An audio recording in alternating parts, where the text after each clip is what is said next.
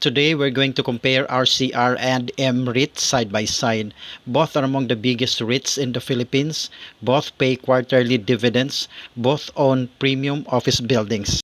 RCR or RL Commercial REIT is sponsored by Robinsons Land, one of the country's largest property developers.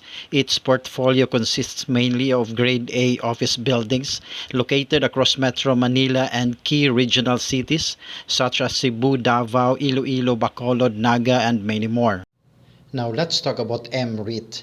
M-REIT is sponsored by Mega World Corporation, the country's largest office developer.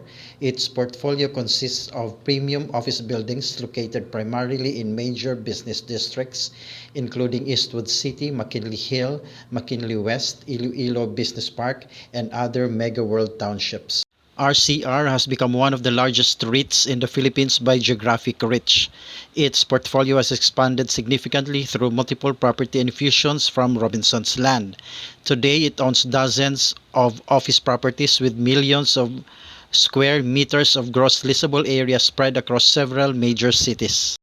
Meanwhile, M-REIT owns a smaller but still premium portfolio concentrated in mega-world developed business districts.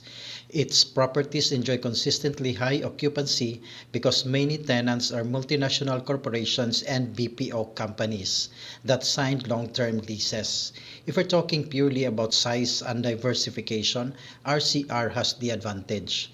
If we're talking about concentration in premium office locations with established tenants, M-REIT performs very well.